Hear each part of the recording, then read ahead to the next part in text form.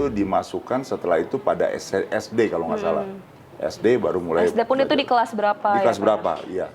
Jadi benar-benar dibuat sealamiah mungkin pertumbuhan dan perkembangan anak. Tadi kita ngomongin tentang PAUD dan juga sekolah dasar. Tapi untuk mungkin sekolah menengah pertama dan juga sekolah menengah atas itu kalau sekolah menengah apalagi kejuruan itu biasanya juga mereka ada magang juga ya. Ada Apakah magang. itu sistemnya juga sama dengan kampus juga Pak atau seperti apa mungkin?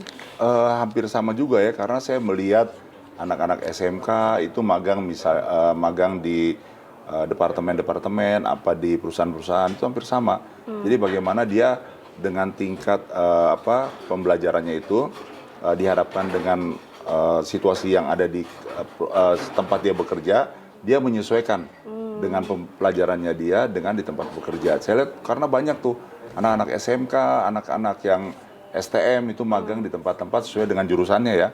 Banyak, saya rasa itu tetap dikembangkan sama dengan MBKM.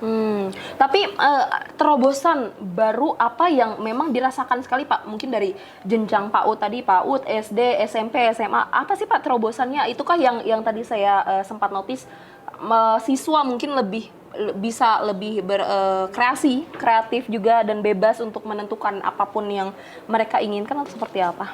Kalau saya lihat sebenarnya pilihan-pilihan bahwa pelajar itu, mahasiswa nggak bisa dikungkung dalam apa yang diinginkan orang tuanya atau gurunya, mungkin tidak sama dengan dia. Contohnya misalnya anak saya sekarang di SMA, karena saya tentara, tinggal lingkungan tentara sebelum jadi dosen ini, dia jadi maunya jadi tentara di awal-awal. Tapi dalam perkembangannya lingkungan dia tempat belajar, dia menganggap tentara nggak sebagus itu ke depannya. Kan saya nggak bisa maksa kan ke dia, oh dia mau ada yang satu mau jadi sarjana hukum lagi, ada yang satu mau jadi dokter seperti ibunya. Itu emang bagian yang tidak bisa dipisahkan. Jadi bagaimana setiap pelajar itu dapat mengembangkan dirinya sesuai dengan keinginannya, sebenarnya itu yang lebih penting. Karena kita nggak tahu dengan adanya artificial intelligence ini, pekerjaan apa nanti yang akan hilang. Kita kan nggak tahu kan. Nah, anak-anak itu mungkin lebih cerdas dari orang tuanya untuk melihat, dia scroll kan semua yang ada di media sosial, kira-kira apa yang akan menjadi pekerjaan ke depan yang lebih bagus. Nah, saya rasa orang tua itu hanya mengarahkan, dan di sekolah juga hanya mengarahkan. Jadi bagaimana seorang guru membimbing siswanya, SMP maupun SMA, sehingga dia tahu apa yang menjadi kelebihan dia, apa yang menjadi kekurangan dia, kekurangan itu ditutupi, kelebihan dia terus diasah. Jadi saya rasa pendidikan di SMA dan SMP saat ini sudah mengarah ke sana. Jadi tidak lagi harus A dan B, tidak lagi fakultas favorit ini, tetapi semua fakultas itu favorit. Tergantung sejauh mana Anda menjadi seorang profesional yang bagus kan. Sama juga saya orang tua juga harus mendukung, menyampaikan hal itu. Nggak penting yang penting kamu profesional. Dimanapun kamu bekerja, sebagai seorang sebagai seorang wartawan yang profesional itu pasti hebat, sebagai seorang dokter yang profesional itu hebat, sebagai seorang ahli perminyakan misalnya yang nyelam atau apa aja, itu kalau misalnya profesional pasti akan hebat nantinya. Kalau nggak profesional, apapun misalnya dokter pun bisa malpraktek lah, insinyur pun bisa bahaya gedungnya. Saya rasa itu yang penting. Fokus pada peningkatan mutu pembelajaran dan tata kelola perguruan tinggi khususnya di Esa Unggul seperti apa Pak?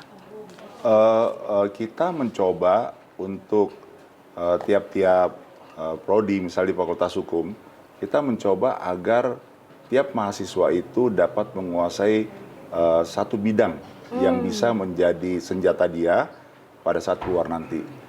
Jadi kalau misalnya ada ijazah, kita lengkapi juga dengan surat keterangan pendamping ijazah. Itu nanti ada dibuat dalam sebuah merupakan sebuah kompetensi dia. Jadi, kayak sertifikasi gitu Pak bentukannya? Iya, kayak sertifikasi kompetensi. Jadi kalau dia keluar nanti, dia ditanya tentang itu dan menguasai. Yaitu itu merupakan senjata yang harus dipegang oleh mereka sehingga kesiapan mereka pada saat bekerja tidak diragukan lagi. Itu yang pertama. Kemudian masalah bahasa, kemudian masalah entrepreneurship. Jadi kita berharap begitu lulus, Kalau bisa bekerja di kementerian dan lembaga tidak ada masalah. Kalau bisa misalnya masuk di perusahaan tidak ada masalah. Atau bekerja sendiri, ya kan, menciptakan pekerjaan-pekerjaan baru. Nah, kita menganggap bahwa bonus demografi yang akan terjadi pada tahun 2030 nanti itu sangat berbahaya. Kalau tiap perorangan hanya ingin bekerja, kemudian mendapatkan pekerjaan dari orang lain, itu sangat berbahaya. Karena usia pekerja akan bertambah banyak, bisa menjadi bonus demografi, bisa menjadi 200-300%, tapi pekerjaan nggak ada. Dan mental tiap-tiap mahasiswa itu mau bekerja, menjadi karyawan, itu akan rusak nanti. Akan ada banyak sekali pertentangan, banyak sekali masalah pada saat bonus demografi banyak, sementara pekerjaan nggak ada.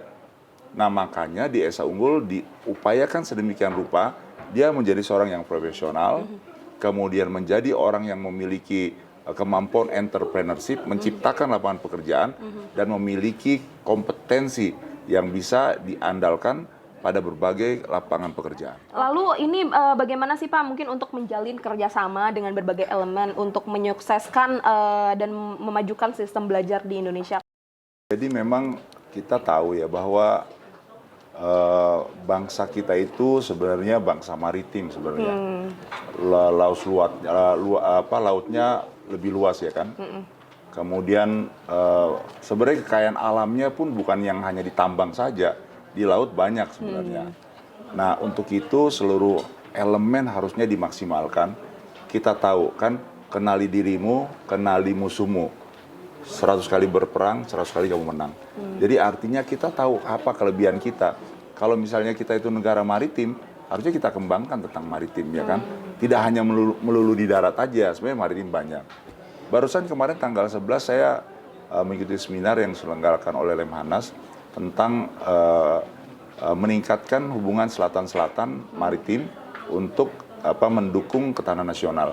Jadi Indonesia itu negara yang luas sekali tentang maritimnya, kemudian perlu dikembangkan sebenarnya. Sekarang ini kita hanya masih mengacu kepada yang itu aja. Kita masih mengacu kepada pendidikan-pendidikan yang berkisar saat ini, tapi tidak melihat jauh ke depan. Seharusnya memang dari seluruh stakeholder, dari seluruh kementerian, dari seluruh kelompok masyarakat, ormas-ormas yang ada, yaitu harus sama-sama memikirkan bagaimana Indonesia ke depan, 10, 20, 30 tahun yang akan datang. Tidak hanya memikirkan hari ini saja. Nah, kita berharap hal-hal yang belum dikembangkan. Hal-hal yang belum baik, kita perbaiki lagi keseluruhan. Tidak hanya satu bidang. Baik itu di darat, laut, maupun udara. Dan saya rasa ini bukan hal yang sulit, tetapi sebenarnya ahli-ahlinya udah banyak. Cuma kita tidak membuka diri. Siapa yang mau memulai itu sebenarnya yang kita harapkan. Kita membuka diri, kita tidak lihat, oh ini core-nya nanti berpindah dari core si A ke si B, akan menikmati dari A ke B, enggak. Tapi sebaiknya kita membuka diri sehingga lebih banyak peluang, lebih banyak tempat bekerja, dan lebih cinta kepada Indonesia. Saya sedih juga, saya ada konsultan di beberapa perusahaan multinasional. Sebagai orang hukum saya konsultan di beberapa perusahaan multinasional yang dipakai ya tenaga dari China, dari Jepang, dari luar negeri ya kan, Korea. Ya kan, memang dia lebih expert daripada kita. Kecepatannya, misalnya mengerjakan suatu pekerjaan yang rutin, dia bisa 1 menit 60 poin. Kita paling 15. Tetapi jangan salah, ada orang kita juga yang 70, lebih dari dia. Makanya kalau untuk kegiatan-kegiatan itu kan namanya repetition make expert. Jadi kalau nggak dilatih, mana mungkin kita bisa. Jadi sebenarnya keberpihakan pemerintah, keberpihakan kelompok kerja kepada kita Indonesia. Makanya dibuatlah pelatihan-pelatihan itu dibuat sehingga ketika dia masuk, dia nggak pada posisi 0. Dia pada posisi yang bisa bersaing dalam tempo sebulan, 2 bulan, 3 bulan dengan orang asing. Nah, dengan demikian kita bisa. Jadi kalau katanya ada orang asing yang bisa misalnya mengerjakan suatu misalnya per menit 30 menyelesaikan tugasnya, kita ada yang lebih daripada itu. Tapi memang dibutuhkan waktu untuk penyesuaian. Makanya pemerintah misalnya balik kerja di mana itu harus mendukung kepada pekerja lokal dengan melakukan pelatihan-pelatihan. Kalau misalnya tidak, kita akan impor terus, uang kita dibawa akhirnya kan. Nah, memang keberpihakan itu perlu. Kita ngomongin sedikit tentang politik ya Pak ya. Oh iya, boleh. Ada backsoundnya jeng jeng jeng jeng gitu. ini mungkin pemirsa juga tahu bahwa Pak Irman ini juga salah satu backgroundnya adalah seorang politikus ya Pak ya. Politikus ya. Politikus. Boleh disebutkan nih Pak? Ya, saya Wakil Ketua Umum Partai Berkarya. Oke. Iya. Tanpa saya sebutkan, sudah disebutkan sendiri oleh Pak Irman. Ini bagaimana Bapak sebagai tenaga pengajar nih untuk memberikan apa ya ilmu tentang politik ini Pak? Ya, baik. Saya tidak masuk pada politik praktisnya, tetapi saya banyak pertanyaan tentang politik itu dari mahasiswa sendiri. Jadi pertanyaan itu ada dua yang paling sering disampaikan mahasiswa. Yang pertama adalah, Pak, bagaimana dengan politik identitas? Oke. Kemudian yang kedua, Pak, bagaimana tentang money politik? Saya sampaikan gini, mahasiswa kalian ini adalah sebagian kecil dari masyarakat Indonesia yang beruntung. Tidak semua orang bisa menikmati menjadi mahasiswa. Jadi kalian sebagian kecil penduduk dan masyarakat Indonesia yang bisa menikmati bangku kuliah. Nah, kalau sekarang masuk tahun politik, kalian pertanyaannya ada dua tadi. Yang pertama, bagaimana mengenai politik identitas? Dan kedua, bagaimana tentang money politik? Kalau mau politik identitas, di negara yang memiliki demokrasi paling bagus pun, identitas itu tetap ada. Oke. Politik identitas itu di negara semodern apapun, di negara sedemokrasi apapun, Amerika contohnya, tetap ada politik identitas. Ya, karena itu identitasnya sebagai seorang mungkin beragama apa, kemudian orang kulit putih dan orang kulit hitam, Yes, betul. keturunannya apa, itu ada.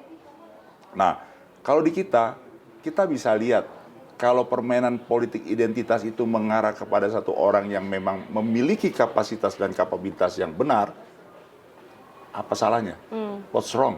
Ya kan? Tetapi kalau tidak, kalau misalnya kemudian memang tidak mampu, kemudian dibuat sedemikian rupa, di make up, ya kalian kan bisa lihat, kalian kan mahasiswa, lihat segala sesuatu itu secara jernih untuk kepentingan bangsa yang lebih luas, bukan untuk kepentingan kelompok dan golongan. Jadi, politik identitas kamu harus melihat semua bahwa ini merupakan bagian dari sebuah skenario dalam pemilu, ingin dipilih. Tetapi pemilih tentunya memiliki suaranya, one man, one vote yang kalian kendalikan secara pribadi. Itu yang pertama. Kemudian yang kedua, tentang terkait masalah money politik. Kalau money politik, saya sampaikan bahwa bagaimana kita bisa memiliki one man, one vote kalau seandainya suara kita dibeli. Untuk apa suara kita dibeli 100.000, 200.000, 500.000, 1 juta? Nggak ada gunanya. 5 juta sekalipun. Karena apa? Karena suara itu, suara rakyat adalah suara Tuhan. Berarti kita membuang suara yang dari Tuhan. Kalau ada pemimpin yang salah, bukan hanya pemimpinnya yang salah, tetapi pemilihnya juga salah. Nah, makanya saya sampaikan, jangan sekali-sekali menerima uang dalam kerangka money politik. Uang apakah itu 100 sampai 10 juta, jangan. 200, 500, 1 juta, jangan. Ada yang mengatakan, ambil aja uangnya, kemudian jangan pilih orangnya kalau kita nggak suka. Nggak bisa, itu udah dalam sistem. Karena begitu Anda terima, Anda dicatat. Nomor KTP-nya berapa, segala macam. Nanti pada suatu waktu, mana yang paling kuat, kelompok yang paling kuat akan menarik kepada kelompok yang lemah. Namanya sudah tercatat, ya kan. Makanya kalau menurut saya, jangan sekali-sekali mau masuk kepada wilayah money politik karena rugi. Dan sekali lagi saya sampaikan, silakan pilih siapa saja. Saya tidak mengarahkan kepada A, B, C dan sebagainya. Tapi saya mengarahkan jangan masuk dalam konteks money politik. Setelah itu pilih berdasarkan hati nurani. Hati nurani dari mana? Hati nurani ketika kalian minta misalnya lebih khusyuk lagi sholat, ya Allah tunjukkan mana pemimpin kami yang terbaik. Kemudian atau kita lihat tayangan-tayangan di TV, oh ini yang ke rakyat. Kemudian partai juga kita pilih mana yang memang partai benar-benar menyuarakan rakyat, jangan menyuarakan kelompok atau golongan. Kan sekian tahun kita bernegara udah melihat kan selama ini. Itu aja dasarnya. Sekali lagi, suara rakyat adalah suara Tuhan. Jangan jual suara kita dengan uang sebesar apapun. Oke, kalian mahasiswa, kalian hanya sedikit orang yang dapat menikmati bangku kuliah. jangan lakukan itu. Karena itu untuk pembelajaran kepada masyarakat yang tidak menikmati kuliah. Sepenglihatan Bapak atau mungkin Bapak sebagai dosen di mahasiswa-mahasiswanya ini berarti kritis ya Pak ya? Kritis, meskipun ada yang bawa mat, ada juga. Bawa mat juga ada. Ada juga bawa mat. Nah itu gimana sih Pak mungkin PR-nya nih untuk para mahasiswa-mahasiswa yang bodo amat gitu, yang kayak bodo amat gitu, yang penting nilai aja gede gitu. Atau mungkin yang penting nanti gue kerja kemana gitu loh, nggak mikirin politik, padahal kan maksudnya politik juga kan itu salah satu itu ya tadi nanti kita ke depannya seperti apa. Kan yang merasakan kan kita juga. Kita gitu. juga, iya. Betul. Itu seperti apa Pak? Kalau saya memang kalau masuk kelas saya cerita-cerita tentang bagaimana pembangunan. Kalau hukum itu gampang ngasih taunya. Bagaimana undang-undang itu ada, kenapa misalnya undang-undang PDP itu ada setelah berapa tahun kan. Terus bagaimana sebenarnya kok bisa sih misalnya ini nggak benar, tapi pemerintah mau menjadikan ini undang-undang, misalnya undang-undang KPK, kemudian dirubah sedemikian rupa kan. Sebenarnya ada namanya disebut politik hukum. Jadi bagaimana politik itu mempengaruhi hukum atau hukum mempengaruhi politik. Ketika dia akan dibuat sebelum disahkan, dia politik mempengaruhi hukum karena partai-partai yang ada di DPR yang membuatkan. Tapi ketika jadi hukum dia mempengaruhi politik. Nah, tapi sebenarnya politik hukum itu dimiliki senjata untuk penguasa. Kalau misalnya saya punya rencana nih mau melakukan itu, supaya itu bisa tercapai, harus saya buat hukum yang mendukung ke sana kan. Nah itu, jadi kalau misalnya kita bawa mat, kemudian kita mau dibawa kemana, kita biarkan, kita nggak berpartisipasi kan sayang. Apalagi mahasiswa, hanya sedikit orang loh yang kuliah kan, tidak semuanya. Nih, tadi kita udah ngobrolin tentang Merdeka Belajar, juga tadi sedikit menyinggung tentang politik. Ini Bapak masih ada cita-cita nggak sih sebagai tenaga pengajar mungkin Pak, sebagai kan dosen nih dari tentara akhirnya sekarang ke dosen, ada cita-cita lagi nggak nih? Ya karena setelah saya rasakan passion saya tuh rupanya mengajar ya, dosen ya. Makanya saya juga pengen juga setelah mengajar ini pengen juga punya universitas sendiri lah. Universitas sendiri. Jadi sekarang sudah berproses juga, saya gabungkan antara Akademi Kebidanan dengan Akademi Pariwisata, Akademi Kebidanan Karya Bunda Husada dengan Akademi Perawat Florencia. Saya buat, jadi kita proses sekarang sedang didikti ya, jadi menjadi Universitas Salaka Negara. Mungkin dalam 1-2 bulan ke depan udah izin operasionalnya jalan, ada jadi universitas, mungkin saya bisa fokus lah di universitas saya. Nah berarti nanti di Esa Unggul gimana nih Pak? Mungkin karena saya home base-nya di sana, kebetulan saya mau menyelesaikan dulu guru besar saya di sana untuk menjadi profesor, tetaplah di sana ya. Tapi karena kan kalau pindah home base ulang lagi nanti pembelajarannya. Jadi saya pikir biar selesai dulu guru besar di Esa Unggul, baru full pindah ke Salaka Negara. Meskipun nanti mungkin 1-2 bulan ke depan sudah ada izin operasionalnya, tetap berfokus di Esa Unggul. Karena jadi sekarang lagi proses ya Pak ya? Proses pembangunan gedung semuanya udah izinnya sedang dimintakan, kemudian izin operasionalnya sudah didikti, sedang menunggu. Wow, luar biasa ini Pak Irman ini. Doanya aja. Terakhir Pak, harapan Bapak sebagai dosen atau sebagai pengajar nih untuk Indonesia dan juga untuk mahasiswa-mahasiswa Esa Unggul khususnya? Harapan saya tentunya menjadi untuk seluruh mahasiswa, menjadi mahasiswa yang benar-benar mampu belajar semaksimal mungkin. Pola-pola yang dilakukan dalam MBKM dilaksanakan, Merdeka Belajar Kampus Merdeka.